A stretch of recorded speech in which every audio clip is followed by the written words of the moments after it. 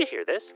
Apparently raccoons are now considered urban employees in Toronto, and they get benefits. I swear, I saw it on a reel. Okay, so apparently Canada is switching to a 4-day weekend. Not like a 4-day work week, like a 4-day weekend.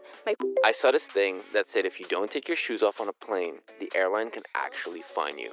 Like, it's a new rule. They're cracking down. Or you could get the real story. Hi, I'm Karen Ciolin, an award-winning news reporter and host of the Big Story podcast. My team and I break down what's actually happening, from world-shaping events to the everyday stories that spark debate, so you can make sense of it all. We're here to explain what matters and why it matters to you, and give you the context you need for those kitchen table conversations. Trusted, Canadian-focused, curious, news that connects the dots. Listen to The Big Story wherever you get your podcasts.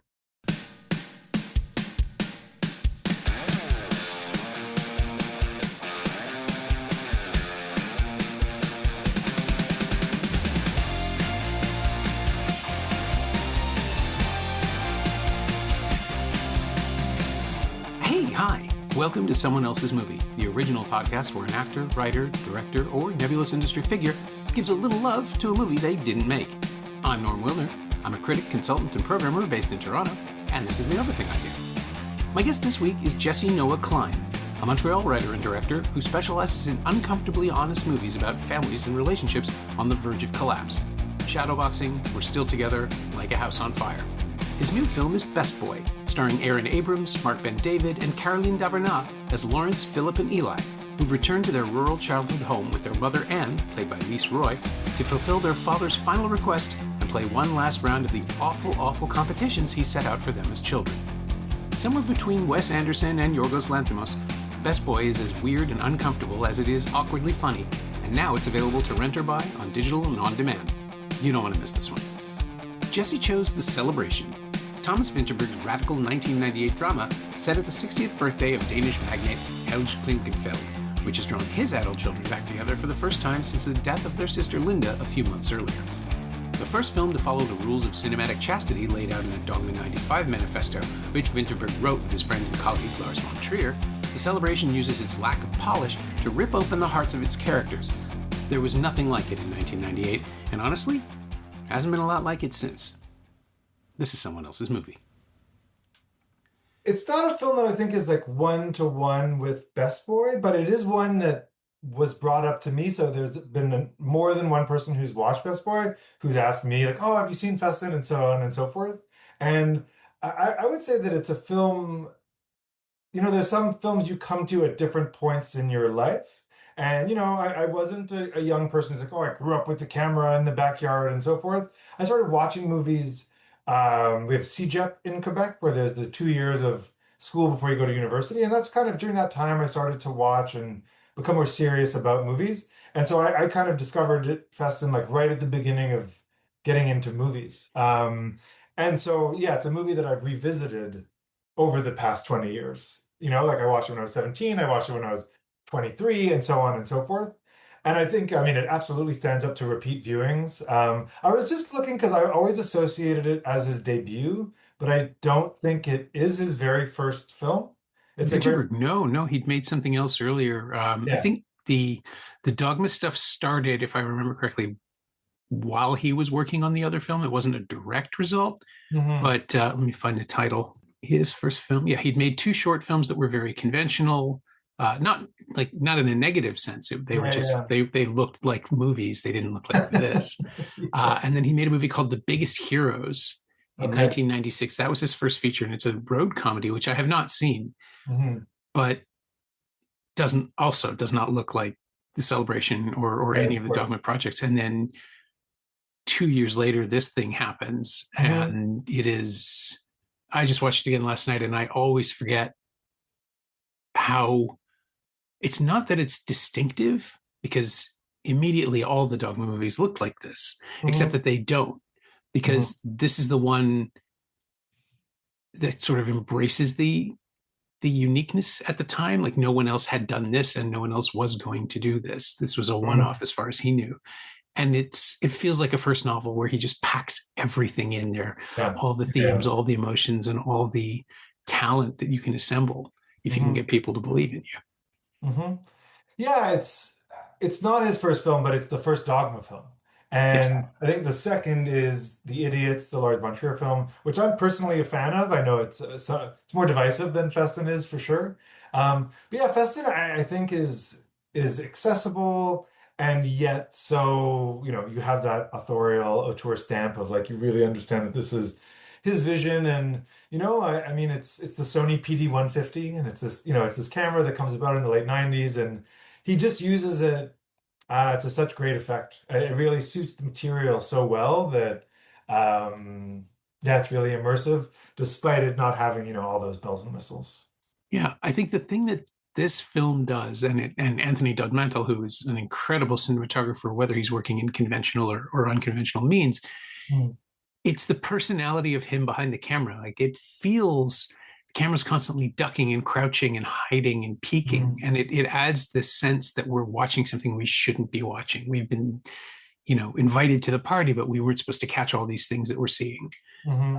And the way it throws away its intensity and just lets us notice and respond without any commentary and sort of blowing past things, the same way Christian throws his accusations of horrific years-long abuse into just 2 sentences and keeps going in that speech, where it's just like, oh yes, and this happened, and then he just keeps going, because to linger on it would be either too uncomfortable for him or too uncomfortable for the room. You can never really tell where Ulrich Thomason is coming from. He's playing to some wounded sense of propriety or courtesy that clearly his father has instilled in him.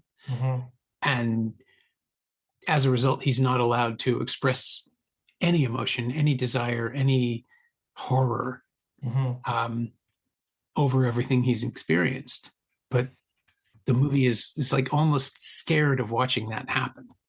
Yeah, there's a couple of scenes where we have one that comes to mind is when Christian is with his father at the beginning of the film, and it's this really intimate moment, and you wonder, there's so much that's unsaid there, and there's all this kind of pregnant tension between them, and you're wondering if Christian's going to be able to say anything, and he can't. And so we feel that this is bubbling up inside him. And to your point before of kind of feeling this, like these sudden releases, is there's this great scene at the beginning where Mikhail, the brother, is in the bedroom with his wife, and she's kind of yelling at him, and then he pauses and he takes a sip of water, and then he just starts yelling. But it's just so like he's like calm and he's taking his time, and then they just get into this huge like brawl. It's really well done. I love the acknowledgement too that intimacy means a lot of different things. Like these people have been family forever, obviously, but that actually means something. They know, even married couples who presumably only met as adults know each other inside and out. And yeah, that moment where Mikhail winds up before he launches back, he's preparing himself because he knew this was going to happen anyway. He was never trying to avoid the fight. Yeah, he was just waiting his turn. And that sort of ritualized communication between siblings, between parents and children, between partners, it's all over this movie. And really the beauty of that film is that we have to unpack it ourselves. It wasn't until this most recent viewing that I think I caught the length of time that the German Toastmaster has been with this family. Like he's a working partner business-wise, but he's not part of the family, except that he speaks their language and he's completely comfortable around them. And he's the one who over and over again has this wonderful, like, it's a great running gag. It's like, well, now I guess I'll move things along after every horrible fucking thing has happened. Yeah, he's like by the end, he's traumatized. He's kind of like looks around like, do I have to keep doing this? Yeah. But I guess it's breakfast. But one thing that comes to mind with relation to Best Boy is not when, Mikhail is, if we are going to make kind of comparisons, a little bit similar to the Lawrence figure in my film, who's really bought into the family romance, the reputation, the business, all of it. But both Christian and the sister, there's this question of like, why are they there? I mean, Christian has a very specific reason, and it's the driving engine of the film. But even let's say the sister who brings, her partner, and they're brutal to him and they're racist. Like, why does she come back? And there is an answer, is because we feel this pull. She feels, she could just never turn back, but there's something that brings her back again and again to this. I mean, in the case of the film, the hotel. Well, and Linda, the missing sister, the absent sister who died Yeah. several months earlier, is also the thing that has pulled them back. Whether you believe that that's a supernatural aspect, the way a couple of characters do, or whether it's simply guilt and grief. Mm-hmm. That pull.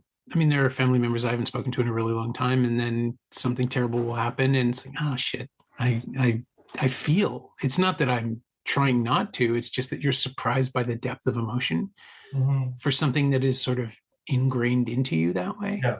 Mm-hmm.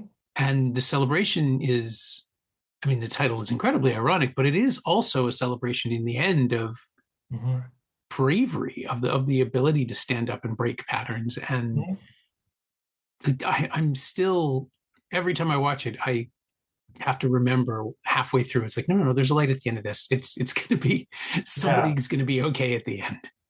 Yeah, when the father says, I mean, there's no spoilers, I imagine, in movies that came out in 1998. Yeah, it's when 30 years. It says it's all you are good for, you're just like, it's such a crazy punch in the face.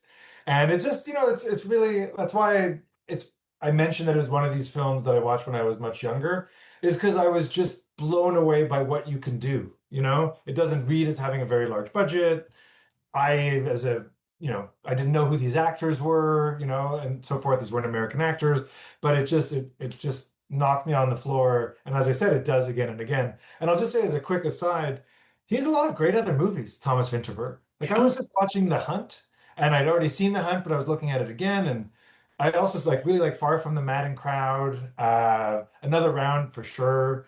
Great movies. Like he's really, I mean, again, this is not like a hot take. He's a great director and has been working for 25 years, but he is very consistent and like varied themes and subject matter and styles, and they're always super good.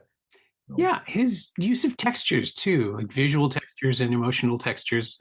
He's a real chameleon that way, because he always finds the perfect way into his story, but it's never the same.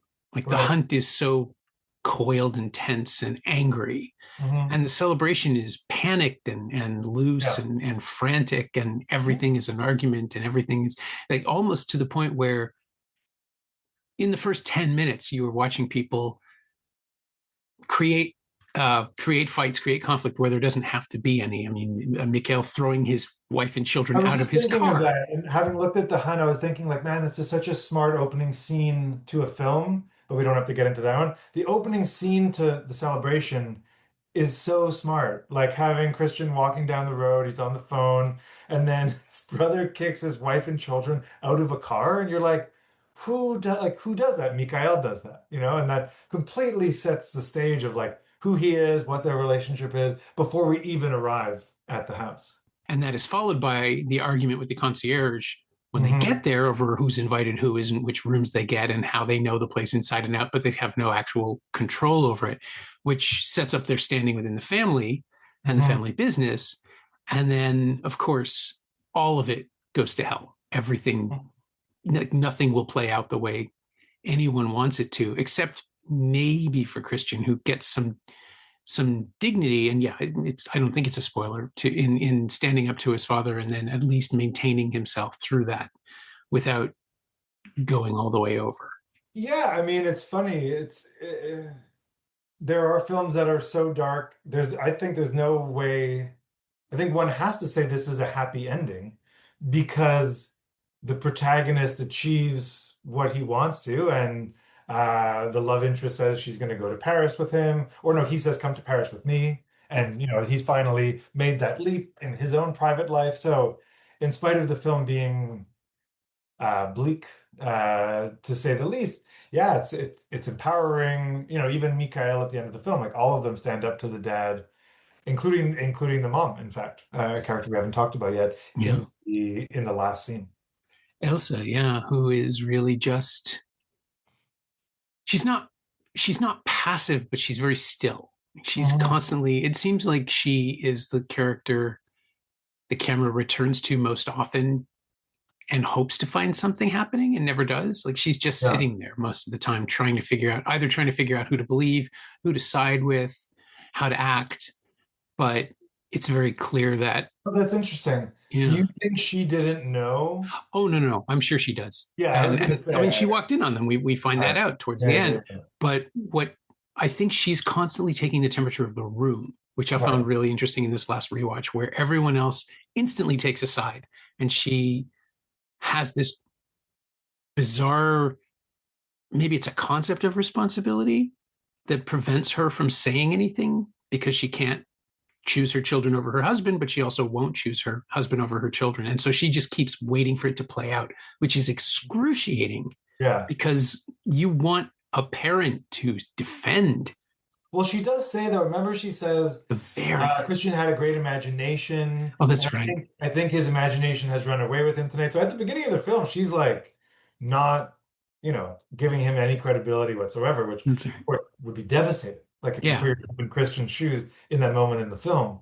But yeah, she does come around finally at the end. But in terms of the end, I just wanted to touch on, I was just saying like, he achieves what he came out to, but the very last part, like the last moment of the film, is there's all that clatter, there's all that noise, and you get the sense that he's still going to be going through it.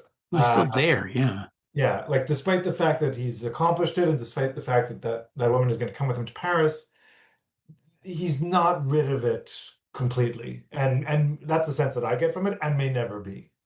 Yeah. I mean, how can you be, right? Something like Oh, that of course. Yeah. inevitably is going to scar you for life.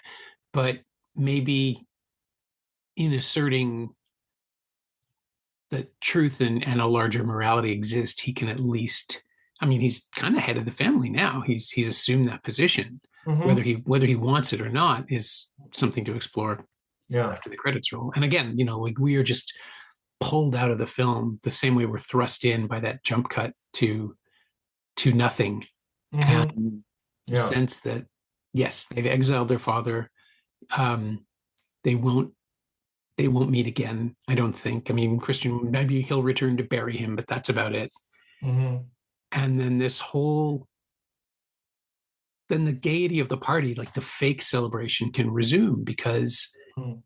now the monster is gone and everybody can relax a little bit, or they can actually celebrate their freedom and have this noisy breakfast, even though everybody's disgustingly hungover and probably about to die. It's interesting. It's kind of amazing to me in retrospect, and yet I took it as normal when I was watching the film, that they sit down for breakfast. Like the night before is so cataclysmic that it's amazing that they all sit down for breakfast. It kind of says something about custom and how they're all kind of addicted to a certain way of life. Not to mention, as I mentioned before, like the racism in the film when they're all going around and they're singing and they're dancing. That there's, the sisters looking around kind of horrified. So they do rely on these customs that they cling to, yet they're horrible. They're absolutely, and they're traumatizing themselves. But yeah, it's true. I never kind of, when I watch the film, think it's weird that they're eating breakfast. But now when I think about it, after what had happened the night before, it's amazing that they didn't all just leave. But Well, that's it, that's right? I kind of the mean, point. It's kind of, yeah. Is it Helene or is it Pia, the waiter, who figures out that the thing to do is to stop everyone from leaving and they steal yeah, all the they car steal all keys. the keys. They do it together. Right. So that raid on the car keys kind of paralyzes the action. You can't leave. But even then, the keys are restored, and you're right, nobody leaves. Everyone Right. is there the next day. Interesting that they stay for breakfast They have chosen. after the night, like a total nightmare. Yeah. I mean, I suppose for the guests, they'd kind of want to see what happens. Right. I mean, you'd be invested by that point. And also Yeah. the dinner itself appears to go on for so long Mhm. that it almost feels like real time, which is great. Just the way that everyone is seated and picking at their empty plates and waiting for something. And then when the dancing starts after the horrible racist song, there's these weird birthday songs in a conga line Yeah. that feels like this Buñuelian nightmare where Mhm. it could just explode into violence or panic at any moment. Mhm. Yeah. But it is simply the thing you do, right? Like at a certain social strata, at a certain level of aristocracy, these people aren't noble, but they're very wealthy, and so they might as well be Mhm. gentry. Yeah. And everything has to happen a certain way. Yeah, there's a little bit of violence. You were just talking about violence.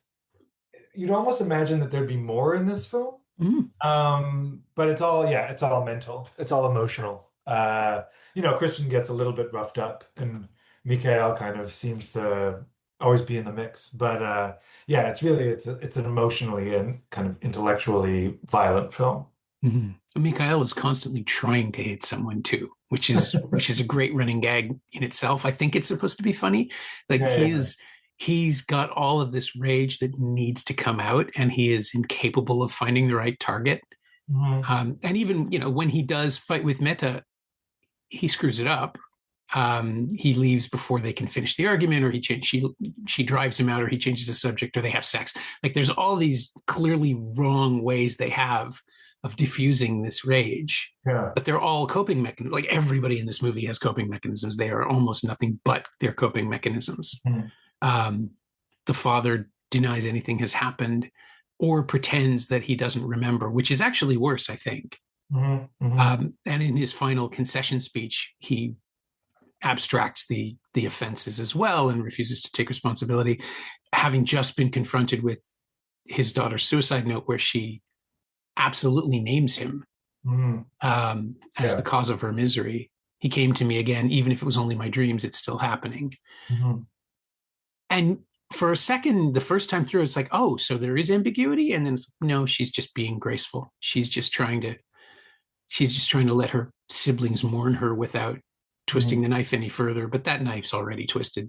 They all know, even if they don't acknowledge it. And we are watching this infection be dealt with in real time in the film as it's sort of cauterized and removed. Yeah, the letter could have been too melodramatic, but it's perfect. It's really like the writing is really just so, and that it's probably the most harrowing part of the film. It's the part where you're like, okay, we're with these wealthy white Europeans and they're behaving despicably, but then the floor really drops when you hear the letter. I also wanted to say quickly, Vinterberg, it comes to fruition with Another Round, but a great director in terms of alcohol use. I gotta say, like Cassavetes would be another one where like the characters are just drinking and it's really going off the rails, and he just does it perfectly. And this is another director, again, obviously with Another Round, but in The Hunt too. And then in this film, I mean, alcohol and the way that things kind of devolve is crucial. Mikhail at the end of the film, for example, it's kind of crucial to the way that it plays out. Yeah, but nobody is movie drunk, right? Like I think that's what he gets. He attenuates it so well that Exactly. the champagne or the beer or the spirits, whatever it never stops flowing.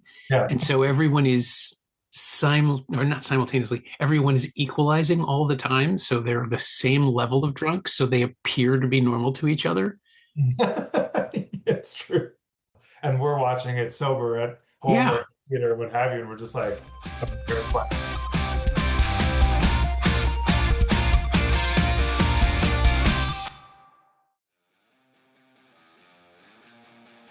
Hey, it's Norm, interrupting my own show to bring you up to speed on Shiny Things, my newsletter about physical media, culture, and the odd streaming project. Last week, I wrote about the new releases of The Mastermind and Crime 101, and subscribers to the paid tier got my exclusive reviews of The Invite, Touch Me, and Hold the Fort in Friday's What's Worth Watching dispatch. Sign up for a 14-day free trial at shiny-things.ghost.io and get caught up immediately. You like reading about movies? I like writing about them. Come check it out.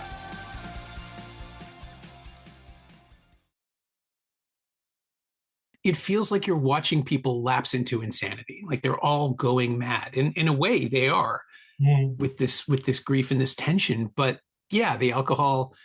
He also, Vinterberg, like, it's so clear in Another Round as well that he understands that one horrible truth of alcohol is that it just makes you more of who you are. And the father becomes more cruel. Christian just becomes sadder and angrier. Mikhail just gets louder. And more violent, yeah. And Helene, she becomes more empathetic in a really awful way. Like she's clearly the glue that held the siblings together after the death of the sister, after Linda. And she reacts to every revelation with like she's been punched in the head. or the throat or the stomach. Like there's always a different part of her that's reeling. Yeah. And the drunker she gets, the worse it gets, until all she can do is just sort of throw herself between her family and her boyfriend, who's someone I'd never seen in anything else, Batokai Dakina. I'm sure I've just mispronounced that terribly. Her American boyfriend, who's clearly like the only Black person available in Denmark to pull an American accent. But he's great because he's so recessive and reactive, and we just watch him trying to protect her, and then by the end of it, she's between him and her family, and apologizing over and over again for things he doesn't even understand because he doesn't speak the language well enough, which is the grace note. When he arrives, Mikael's like, no, we don't need the musical. Yeah. I mean, it's just right from the jump. You're just like, oh my God. Yeah, this is who you are. Yeah, exactly. Yeah. But he is still, but Toke keeps trying to do it with good cheer. Like he keeps trying to diffuse it. He's never pushing back exactly. He stands his ground, but he won't fight the guy who wants to fight him, which is another thing that frustrates Mikael and makes it worse. Yeah. But you just see this and it's like, oh, I really hope he and Helene can make that work because he'll save her. He'll get her away. Absolutely. Yeah. So in Best Boy, there is no saving anybody, right? I mean, that is an ecosystem that has locked itself in, at least when the film starts. It's not a question of who will have a come to Jesus moment and realize what the life they've been living, but it is just this sort of decades of reinforcement that are reinforcing themselves all over again. I think we talked about this at the Paradise in the Q&A, but like the thing about coming home is that you become your child self again. And what we're seeing here is three adults just instantly reduced to tweens at best. Well, that's what Lawrence says to Philip in the film, is that like, you think you're better than us, but you're on all fours doing the competitions as well. So, if you really weren't like us, if you really didn't if you weren't so invested in, well, quite simply being the best boy, then you wouldn't have come, you wouldn't have competed, but there is that pull. So that's what I was saying about Helene in the film. And I thought one interesting distinction between the two is in Best Boy, it's really, you ask yourself, again, not to give too much away for this 2026 film, other than the 1998 one, is like, how involved is the mom? Like, what is the mom's prerogative? Is she kind of pushing this? Is she not? Et cetera, et cetera. Whereas, as you said before, in Festen, it's really like, it's Christian. Christian is so Philip is kind of the heart of Best Boy, the Caroline Devernat character. But like I said, conversely to Festen, the mother plays a very important role in the film, not to give too much away. Whereas here, the mom in Festen is fairly passive. I mean, she really only in the very last scene of the film, the father says, "I'm going to go. Are you coming?" And she says, "No, I'm gonna stay at the table," which is forever. Then, like that's it between them. It's a sneaky moment because, I guess, at least from my interpretation, if the camera is constantly capturing people and seeing them when we're not supposed to see them, it is the moment where she just finally takes her side, sides with the kids and rejects him. But it also has been coming for so long that it lands like a sledgehammer, even when nothing is happening. She just rebuffs him. She doesn't get her speech. She doesn't get a cathartic moment. She just says no. And it's clearly the first time she stood up to him in 35 years. Yeah, exactly. Absolutely. Yeah. Best Boy isn't about that sort of catharsis. It's about maybe the beginning of understanding what all the problems are. Yeah, I mean, one of the ways I talk about the film, it's funny, I just saw in passing Ari Aster saying how Midsommar was a fairy tale. I don't know if it is or isn't. That's for him to decide. But I've often called Best Boy a fairy tale because there's a curse. There's a curse over these people, and it's been there for 30 plus years, arguably their whole lives. The three children, and Lawrence is 46 in the movie, and so on and so forth. He's the eldest, and so it's really there's this. The whole movie is the catharsis of their family life. essentially.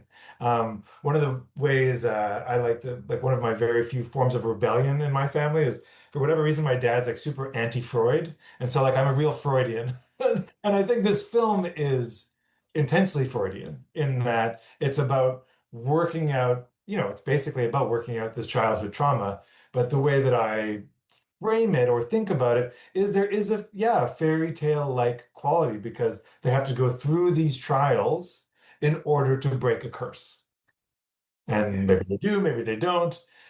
They all kind of come out in a bit of a different direction relative to where they all began. But it's for each of the three kids to break their own curse of what they've been carrying with them for 30 plus years. Yeah. And I wonder here in Festen as well, like, do they know that? Do the characters understand where they are at this point in their lives and their psychology, or are they just simply reacting to stimulus? In this case, the two movies are actually really similar because Mikhail does not, as Lawrence does not. They're the two who've totally bought into their families, their fathers, the whole thing. Like at the beginning of one of the great things we haven't talked about yet in Festen is when Mikhail shows up with brown shoes. And it's like a huge problem. Like we see him like running all throughout. He has to go see his dad. Then he realized, and that's what the argument with his wife is about, that she hadn't packed his black shoes. And so he's in. He's totally bought into the whole family, and he wants to be part of kind of like a stonemason thing they talk about early in the film, as well as become one of the owners of the hotel, if not the person running it.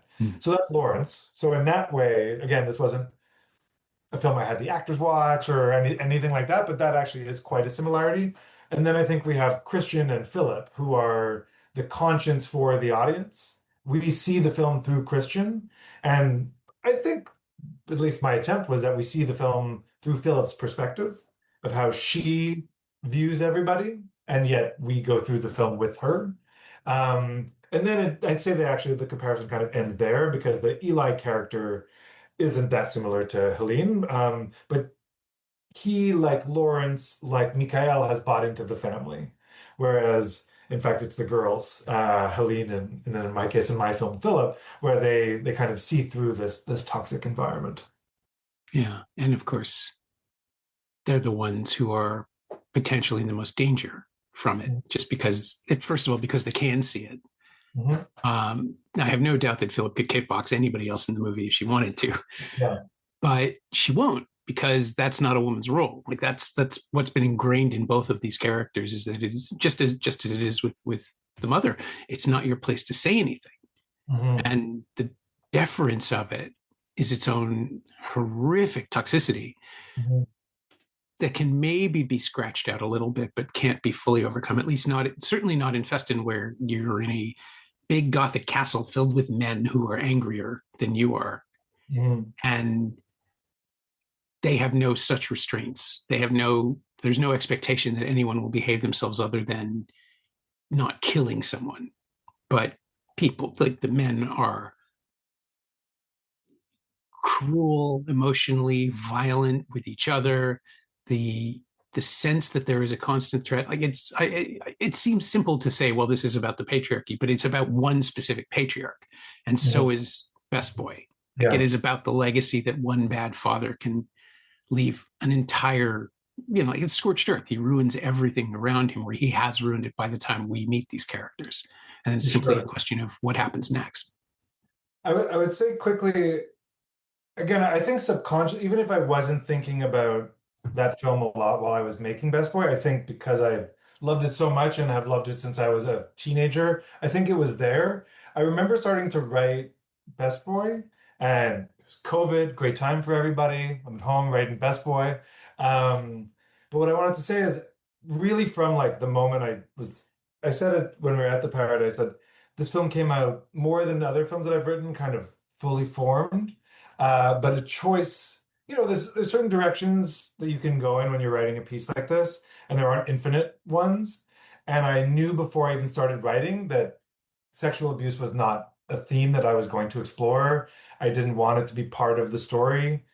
And so it was never going to be, and it never was. It was really about competition and the father instilling this hyper competitive, hyper masculinized environment. But I needed to kind of keep that really just completely out of the story. Well, I mean, it's implied that no one even saw Philip as a girl. Yeah. So that's its own form of its own very specific form of abuse on her. But Yeah, it does, it sends things in a different direction and removes maybe the ugliest possible interpretation of things, as opposed to the celebration, which just lays it out on the table at 35 minutes. And it's like, okay, exactly. You are all stuck with this now. Yeah, the celebration is about the most heinous, worst possible thing to happen within a family. And as you said, you get it really early in the film, and then you just have to, like, this is not the revelation in a 100-minute film in minute 90. Like, this is end of act 1, he reads the letters, and you're just like, again, my first time watching it a long time ago, but yeah, it's heartbreaking. Yeah, well, in a good way, because it's really well done. Yeah, it's an incredible cathartic experience. But I was going to ask, when did you see it? Did you get to see it in the theater with an audience, or did you catch up to it on video? No, in 1998, I was 12, so I didn't watch it in theaters in 1998. No, I watched it. Like, Dogma is one of those things. I can't recall if I watched it at school or not, but I've been a professor for a long time now. It's one of those things that teachers like talking about because it's really tangible. Dogma 95, the manifesto, there's only like 10 rules. And then secondly, it also makes the films like easier to make for someone with no money, and every student who's ever lived has no money. So I certainly, like, I didn't take this class when I was in graduate school at UT Austin. There was a Dogma class, and so, like, a bunch of my friends, they made a Dogma film at the time, and so forth. So no, I didn't watch it in 98. I was in CJEP from 03 to 05, so I probably watched it in 2004, I would say. But again, loved it. I remember, like, I'm not sure if he's a director and a writer who gets a lot of credit for how good his dialogue is, but I remember, like, writing down a lot of his dialogue as, like, an 18-year-old, like, oh, this line is so brilliant. No, it's just really, the whole script is just so tight and so smart. The way that they find the letter, the letter from the sister, going through that kind of path that she takes them on. It's all of it. It's really expertly done. So yeah, I was probably, let's say, 18 when I watched it. Okay. I was 30 because it was 1998 and it was a TIFF following the Cannes win. So it arrived as this massive thing that you had to experience. And Von Trier's people had been papering TIFFs previously with the Dogma 95 manifesto. Wow. And so expectations could not have been higher. And then when it turned out to be what it was, which is so small and intimate and almost precious in the positive way, not in a negative way, you just sort of wanted to throw yourself on it and protect it from everybody else because the backlash was immediate. Like, how dare you make a movie like this? It's not a movie. It's all ugly to look at and smeared and gross. And, DV blown up to film does not look great, but that's the point of it. Yeah. Well, now we're entering a whole new territory. I bet you've seen Dry Leaf. No. I haven't seen it either, but I was just reading about it with an interview with Dennis Lim, and it's shot on, I think it's called a Sony Ericsson, and the whole film, and then they talked about that film, and then this other Hong Sang-soo film, both of which are just, like, the whole movie's out of focus. Dry Leaf, the whole movie, it's like this Georgian movie shot on this very pixelated, makes the Sony PD-150 look like an Alexa, basically. Right. I haven't seen it. I'd love to see it. I mean, I love the texture of the PD-150. It also puts me in mind of, as I said, I like The Idiots, but Dancer in the Dark was shot on, I think, 100, that's what they said at the time, 100 PD-150s. And yeah, that film, it's a different texture, but it's a texture. So I personally love it. But at the time, anything new, people riot. Michael Almereyda was making Another Girl, Another Planet on a Pixel Vision, the Sony digital video or analog videotape camera, which I still think was one of the most beguiling and strange things to put on a giant screen. It's incredibly perverse to do something with that low resolution and put it up. But then, all these weird attacks on Dogma started, and then the next thing you know, Blair Witch comes out and it's shot on 16 millimeter in digital video, and nobody has a problem with it. because Yeah. it made money, because it was in English and it was successful. Right. Yeah. No, the PD-150 was a terrific camera, and I kind of maybe just started making films when it was kind of still around, so I remember handling it. And as I said, there's all different kinds of texture. Of course, the texture of film is unmatched. 35 especially, but all the other formats as well. Yet you can get all kinds of different textures from digital media, and that's a great example of it, which it works. It works so well. Like I mean, I so associate the texture of the celebration to the film that I couldn't imagine it shot on 35 millimeter film. Like it just doesn't exist in my mind that way, nor could it.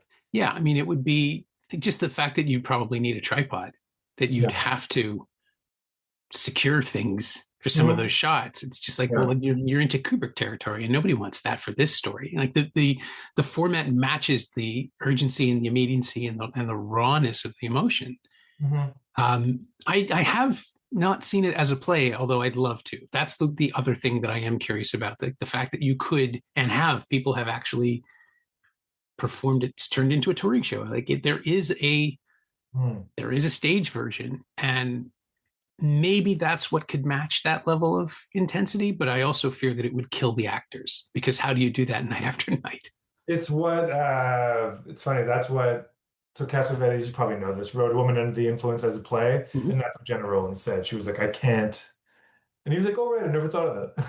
Which is like, yeah, you can't do that, 8 times a week for 3 months. You'd absolutely just die. So I think this is kind of similar.